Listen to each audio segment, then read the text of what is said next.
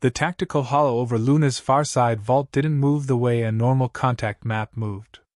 It didn't show a few blinking blips sliding on predictable lanes. It bloomed, a slow, bruised expansion of drive signatures spreading across the outer approach like ink dropped in water.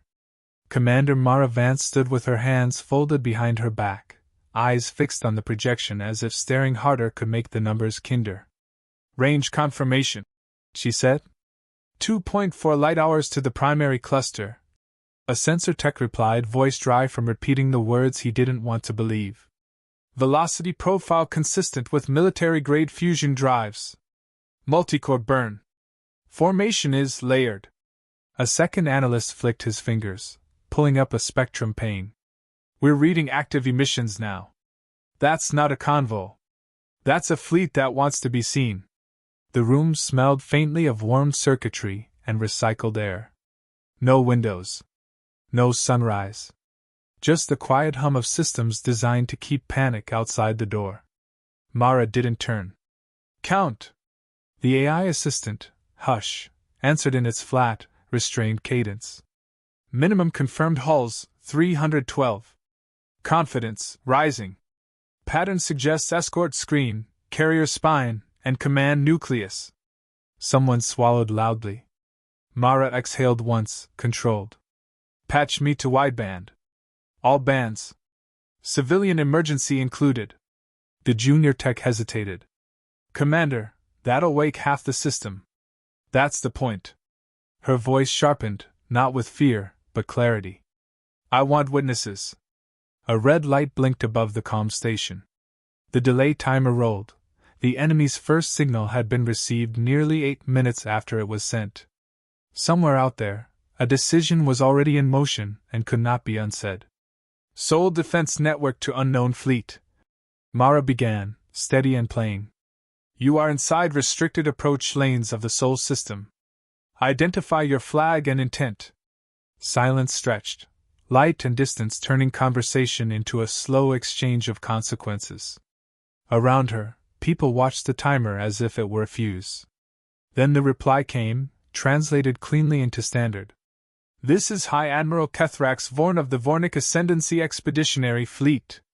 The voice carried a polished authority, as if it was used to being obeyed before the end of a sentence. "You will deactivate your military assets and transmit a surrender beacon. Sol will be placed under Ascendancy protection. Compliance will prevent unnecessary loss." Mara let the words settle. Then she leaned slightly toward the mic. "No." A beat. Confusion, like the concept itself, needed translation. "Commander," an officer murmured from the side. "He's—" "I heard him," Mara said without looking away. Into the channel, she continued. "Admiral Vorn, you are not authorized to enter this system. You are not invited. You will reverse course." Kethrax's reply arrived with a faint edge of amusement. "You mistake this for negotiation. Your species is young. Your membership in the Concord does not place you beyond correction. Your resources will be catalogued. Your population will be governed. You may keep local customs if you comply quickly." In the vault, a few hands tightened into fists. Mara kept her face still. She touched a control and opened a secondary channel. A separate icon lit up, Concord Relay. Another delay timer began. "Enva telen vas," a smooth, careful voice said after a pause. "This transmission is being observed for record. Sol is advised to de-escalate. The Ascendancy has submitted a claim of protective annexation. Please proceed within engagement standards." Mara's mouth twitched, not quite a smile. "Noted, Envoy. You'll get your standards." She returned to the main channel and began to read, not like a threat, not like a plea, like a legal declaration written by people who had learned what war did when it was allowed to improvise. "By authority of the Sol Defense Network and the civilian assemblies of Sol, this is a formal warning," Mara said. "You have entered restricted space. You are instructed to withdraw immediately via the following corridor." She dictated coordinates, then repeated them. "This corridor remains open for 6 hours from timestamp.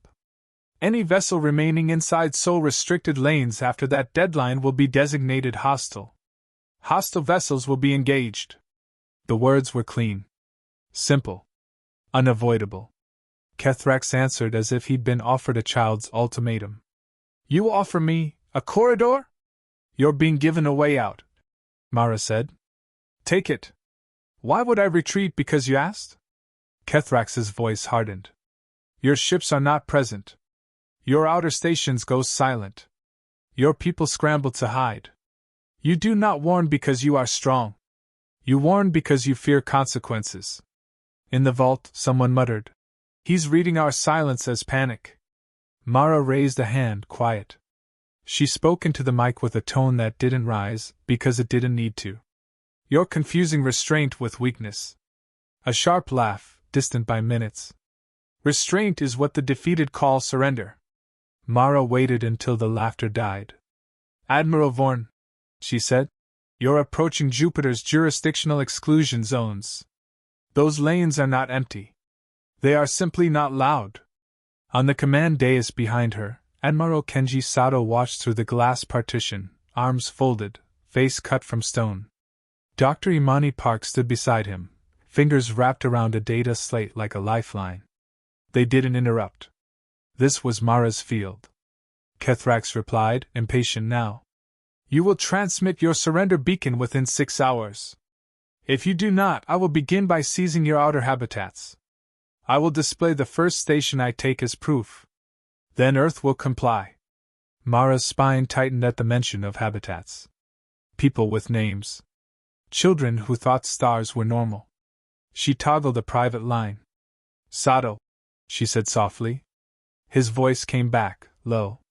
We're moving evac now. Cargo tugs, civilian shuttles. Park's teams are sealing the vulnerable rings. And the corridor? Mara asked. It stays open, Sato said. You were right. We give them the exit. We document everything.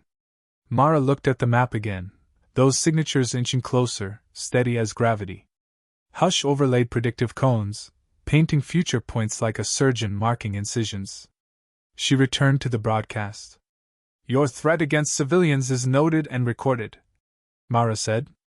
If you attempt boarding actions on non-combatant habitats, you will forfeit any possibility of safe withdrawal. Kethrax responded instantly, as if he'd been waiting to hear the word recorded. So you admit concern for reputation. Good. Reputation is leverage. Your Concord friends will watch you die politely. Mara's eyes flicked to the Concord channel icon, still lit. She let the thought sharpen into a blade and then she spoke. The warning stands, she said. 6 hours. 1 corridor. Leave. Kethrax's voice lowered, turning from mockery to decree. I will not be dismissed by a species that still remembers its first orbit. Prepare your surrender. Or prepare to be corrected. Mara leaned closer to the mic. Her voice softened, not in fear, but in finality. This isn't dismissal, she said. It's mercy. The delay timer rolled, counting out the minutes until his answer arrived. In that gap, the vault seemed to inhale as one. When Kethrax finally replied, it was with contempt so absolute it sounded like certainty. Mercy is begged for, he said. We do not beg. Mara stared at the blooming fleet on the hollow, then at the thin line marking the withdrawal corridor, an open door in the dark. Seoul didn't go dark like a city during a storm. It went dark like a hunter lowering its breath. From Luna's vault, Commander Mara Vance watched emission charts sink toward silence. Power grids shifted into shielded loops. Civilian relays throttled down to narrow beams. Even the billboard-bright traffic lanes around Earth blinked into austere, regulated lines. The system wasn't asleep, it was braced. A comm officer slid a status pane into Mara's view. Evac window is open. Inner habitats are accepting transfers. Outer rings are cycling non-essential personnel. Mara nodded once. How many are still exposed? Too many. Dr. Imani Park answered from the doorway, already moving, lab coat replaced by a pressure suit jacket. But fewer every hour. We're pushing mass to safer shells. The old stations can't hold if they decide to make an example. Mara didn't correct the word if. Everyone in the vault knew the enemy had said it out loud. Hostages. Displays. Leverage. Admiral Kenji Sato joined them, expression unreadable. We've sealed the vulnerable rings. We've armed the tugs. If they try boarding, they'll find doors welded and corridors vented. Park's gaze snapped to him. Don't say that like it's simple. It isn't, Sato said. It's necessary. On the hollow, the invader fleet's predicted approach cones crawled inward. They were still far, still delayed by physics and distance, but the vector math didn't care about hope. The 6-hour deadline ticked down regardless. Mara opened the Concord Observer channel. The icon pulsed, waiting, like a judge about to speak. Anva Telen Vos appeared as a floating avatar, sleek, calm, mildly disapproving, even now. Commander Vance. Sol's broadcast has been logged. Your warning is unusually direct. Mara kept her tone neutral. It's unambiguous. That was the goal. The Ascendancy maintains that their action is corrective, not hostile, Telen said. They've filed annexation intent. The Concord prefers resolution without escalation. Mara almost laughed, but swallowed it. They threaten civilian habitats within minutes of introduction. Telen's avatar tilted. Threats are sometimes ceremonial. Not to the people on those stations, Mara said. We're moving civilians. We're keeping proof. That's your resolution. Telen hesitated, then delivered the real ask. What defensive assets will you employ if they remain? Mara's eyes went to the map, then back to the avatar. Enough. That answer will not satisfy the panel, Telen said. Mara leaned forward, voice crisp. Then tell your panel they can come stand where I'm standing. They can watch drive plumes aimed at our homes. I'm not handing our defense blueprint to the invader because it makes diplomats comfortable. Silence. Then softer. Very well. Maintain logs. Minimize collateral. If the Ascendancy is defeated, the Concord will demand justification. You'll have it, Mara said, and cut the channel. Park exhaled. They want us to fight politely. Sato's mouth twitched. We can. We just won't fight stupidly. The hours moved in controlled bursts. Evac lists updated. Shield shutters closed. Cargo routes rerouted. On a side feed, a family in vacuum-rated blankets shuffled into a transport tube, eyes wide, a child clutching a toy rover. Mara forced herself to watch for one full breath, then looked away before her anger turned into something that could break her decisions. Hush spoke from overhead, calm as a metronome. Enemy fleet maintains course. Probability of withdrawal before deadline, 8%. Mara didn't ask how Hush measured pride. She already knew. She'd heard Kethrax Vorn's voice. A junior officer approached, jaw tight. Commander, Tactical Group 3 requests authorization to close the corridor early. Mara looked at him. Denied. His face flickered with frustration. They're not leaving. Why keep the door open for someone who came to burn our house? Because the door is not for him, Mara said. It's for anyone under him who still remembers survival. Sato watched her, not interfering, but present like gravity. Park's eyes softened slightly, as if she understood the cost of that stance. At 4 hours remaining, Sato called a tight briefing in the vault's inner ring. Mara, Park, 2 battle captains, and Hush's projection gathered around a smaller map, one that showed the real geometry, Jupiter's lanes, Trojan clusters, mass driver arcs, and the invisible lines where human patience ended. We have an option between now and the deadline, Sato said. A proof strike. Park's fingers tightened on her slate. No casualties. Minimal risk, Sato corrected. We demonstrate precision. Let them feel the math. Captain Ibarra, a hard-eyed Belt veteran, scoffed. They already got a warning. If they don't respect words, they'll only respect debris. Mara met his gaze. We can do both without killing. If we show capability, we give their captains a reason to question Kethrax. A reason to break off. Ibarra shook his head. Or we insult him and he doubles down. Sato's voice stayed even. He's already doubled down. This isn't about his ego. It's about his fleet's doubt. Hush displayed a thin blue line crossing the enemy's predicted path. A single kinetic body, mass 18 tons, velocity .02 c, missed distance, 400 meters from enemy flagship. Secondary impact on unmanned marker buoy. Observable effect, hull vibration, sensor bloom, formation destabilization. Casualty probability, low. Park stared at the line like it was a knife. 400 meters. In vacuum. At that speed. That's not a warning shot. That's a whisper against the throat. Mara nodded slowly. Exactly. Sato's eyes held hers. If you authorize it, you deliver the message. They need to connect the fear to the exit. Mara didn't hesitate long. Do it. The launch wasn't loud. It didn't need spectacle. The masked driver in the Trojan Shadow flung its payload into darkness, and darkness carried it faithfully. The vault tracked it as a predicted point sliding across the map, a small icon, innocuous, inevitable. Minutes later, the enemy's sensors saw it too late. A new incoming transmission request flashed, frantic in its first seconds, then disciplined as someone forced dignity back into their voice. This is High Admiral Kethrax Vorn.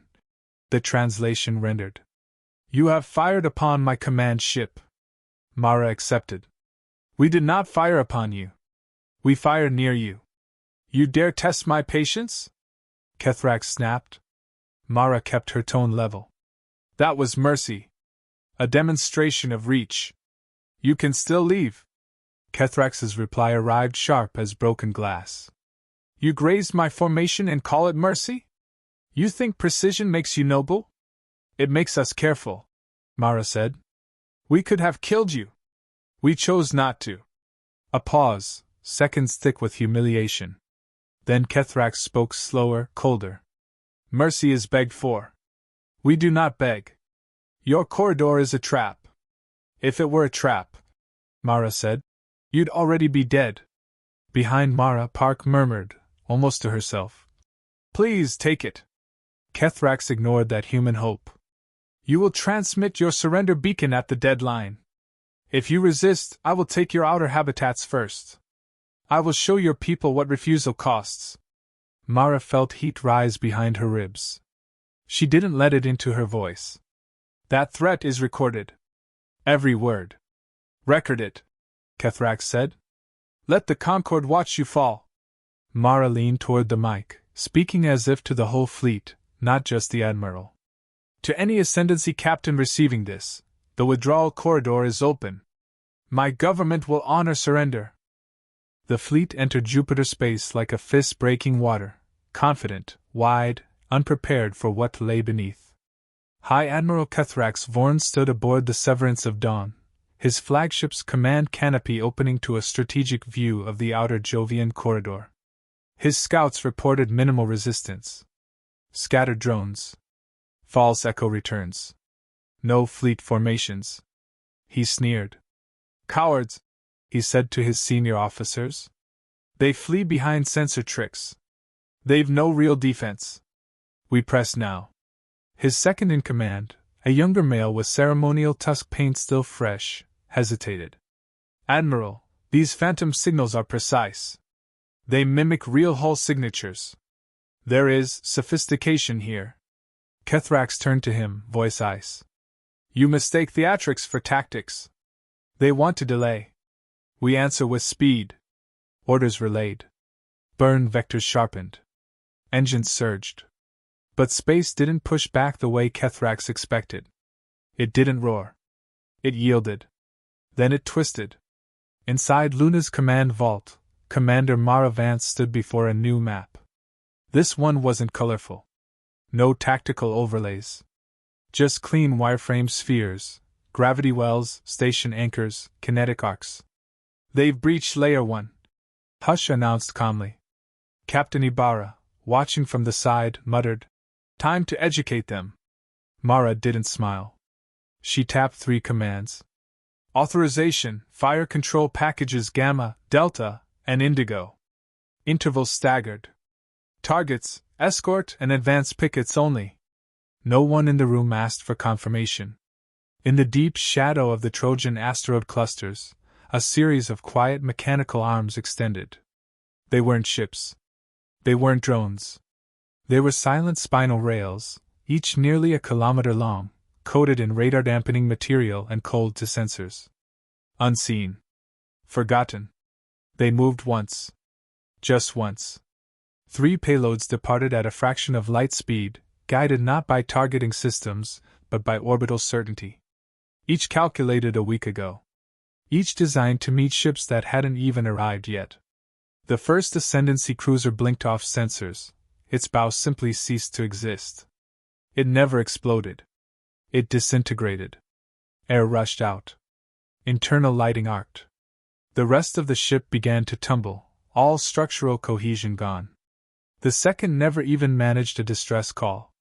One moment it moved. The next, it folded, debris flaring outward like glass across vacuum. On Kethrax's command deck, klaxons howled. Bridge officers shouted over each other, translating damage reports that made no sense. 2 ships lost, no visuals, no impact warning, no incoming projectiles detected. Kethrax snarled, fists tightening on the railing. We are under stealth attack. Find the source. There is no source, one of his sensor techs cried. Space just struck them. Mara watched the chaos unfold from 3 light hours away. She wasn't gloating. She wasn't even proud. She was present. This was the job. Relay to fleet, Layer 1 successful, she said. No response fire. Maintain emissions control. Dr. Park, watching the same feed, whispered. They never even saw it coming. Mara nodded. That was the point. Kethrax barked orders across his command bridge. Split formations. Evade pattern Sigma. Launch scouts. I want every quadrant of this corridor lit with sensor burn. Find them. But the moment the scouts activated wideband ping, they became targets. Humans didn't aim at noise. They anticipated noise. The next salvo came not from mass drivers, but from kinetic pods tucked inside captured comet ice, camouflaged, spinning in deep cold. When scouts got close, triggers released, sharp tungsten flechettes burst in shotgun cones. 3 more vessels shredded in silence. The invader fleet began to scatter. Their doctrine, built around strength through formation, dissolved in the face of invisible teeth. Commander, Hush announced. Enemy cohesion degraded. Formation entropy exceeds 72%. Recommend deploying message repeat. Mara nodded once. Send it. She stepped to the mic and spoke not to Kethrax, but to the others. The officers with doubts. The captains who hadn't pulled triggers yet. This is Commander Mara Vance of the Sol Defense Network. You are now within the Jupiter exclusion zone. Your fleet has violated restricted approach. You've seen our range. You've seen our intent. The withdrawal corridor remains open. Identify. Surrender. Live. The message echoed into space, repeating every 2 minutes in multiple languages. Somewhere in Kethrax's armada, captains hesitated. Some wanted to respond. But Kethrax didn't allow hesitation. He stormed into private comms with 5 captains who'd reduced velocity, accused them of treason, and ordered their navigation relinked to his flagship's command AI.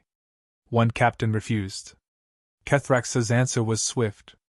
A single torpedo launched from Severance of Dawn, turning the dissenting ship into a flame-wrapped sculpture of molten metal.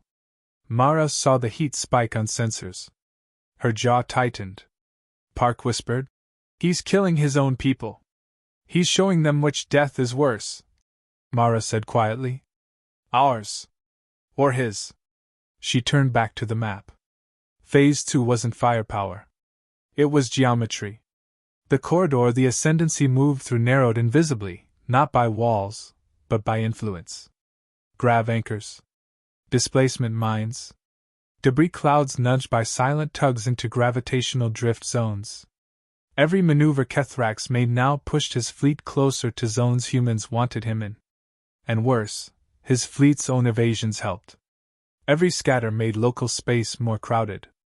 Every decoy drone meant less room to maneuver.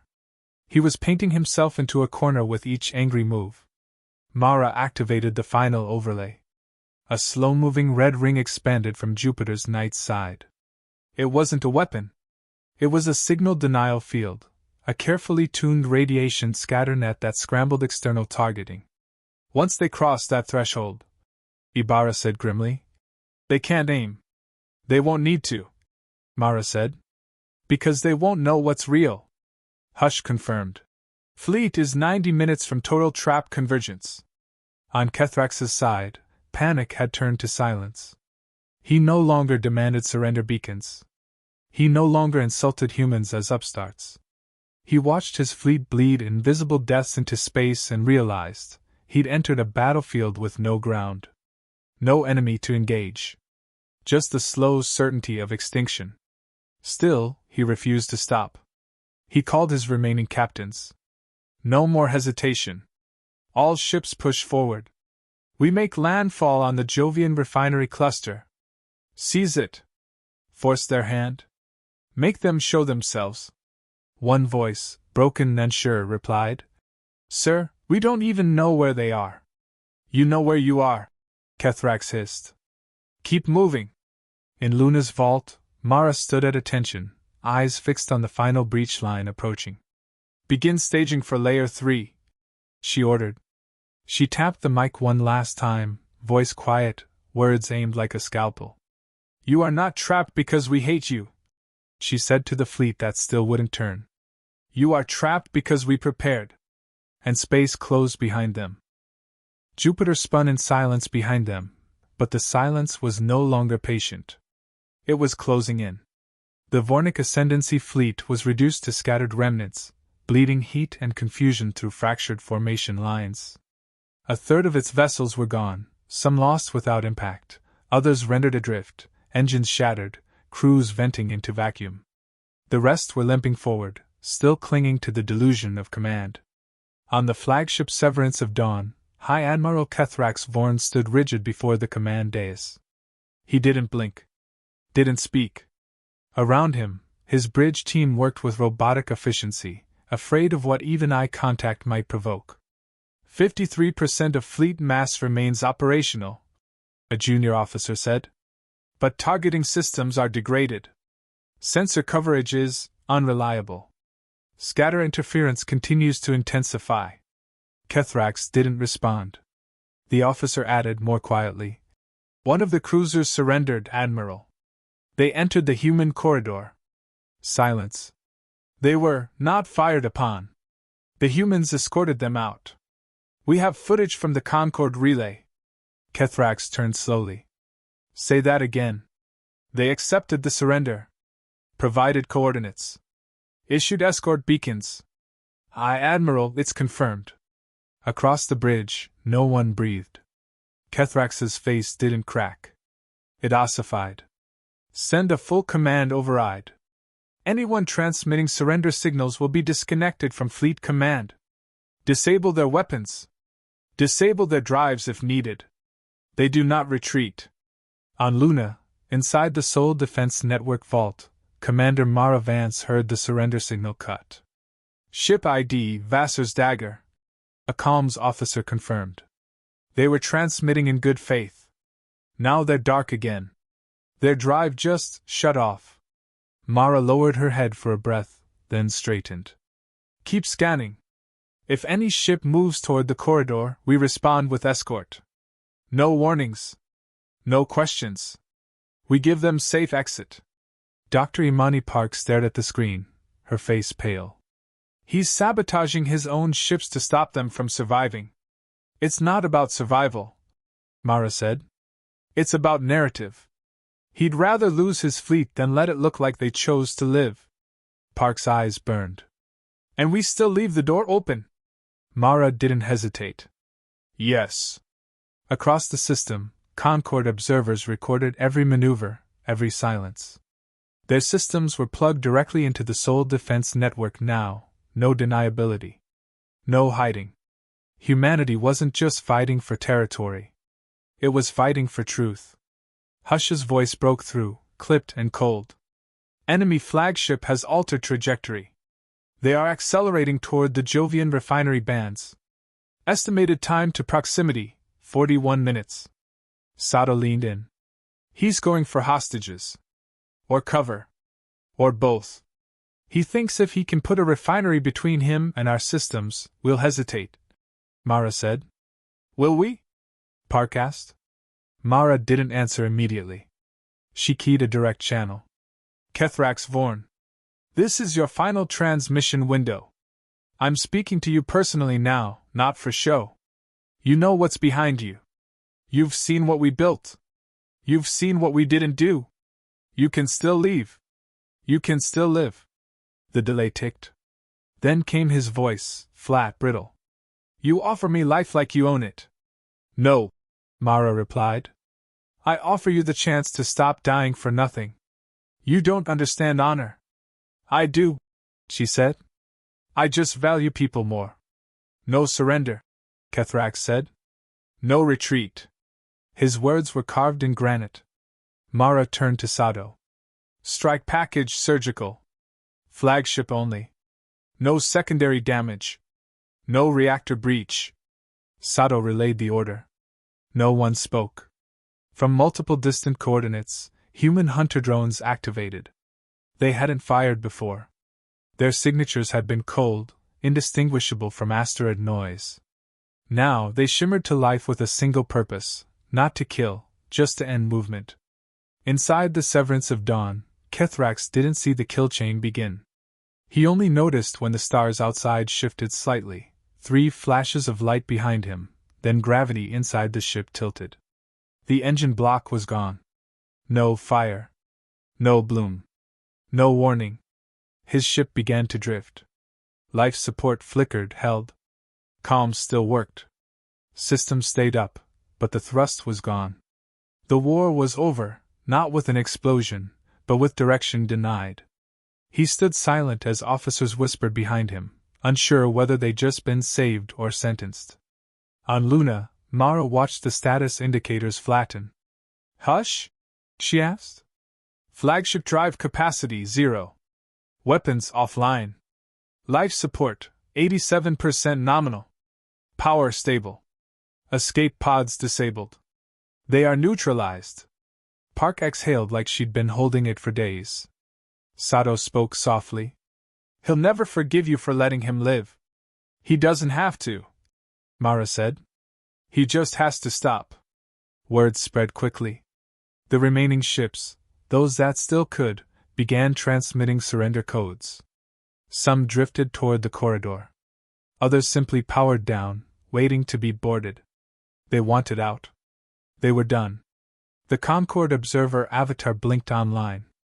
On Vitellen Voss wore no smile, no smugness. Just all. Soul has demonstrated restraint. Compliance. Proportionality. You have accepted surrender. You have preserved infrastructure. This will be recorded. Mara nodded. That's all we wanted. Witnesses. Records. Not revenge. Voss blinked slowly. Some in the Concord will be afraid of what you are. Mara looked at the map, now quiet, now whole again.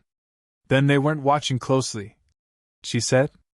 2 days later, Mara stood on the observation deck of an inner-orbit transport, staring at the names scrolling on a transparent memorial panel. Human names. Civilian names. A few Ascendancy crew listed too, those who died in surrender attempts, caught in their leader's pride. Park stepped beside her, holding a warm drink. We're already getting messages. Other systems. Other fleets. Treaties. Interest. Fear. Fear? Mara asked. Respect painted in different words, Park said. Mara nodded. That's fine. As long as they know we'll warn first. Every time. You think anyone else would have done that? Left the door open as long as you did? Mara tapped the glass where a child's name was etched. That's not mercy. That's the difference between being dangerous and being cruel. Park nodded slowly. Then a ping. A message relayed through Concord back channels. Not from an ally. From a rival power that had once skirmished with Earth traders in the Kuiper Edge. 6 words. We are postponing our expansion plans. Mara read it twice. Smiled faintly. Good, she said. They heard us. She turned to leave. Behind her, the map updated. No more fleets. Just Sol, silent, bright, and utterly still.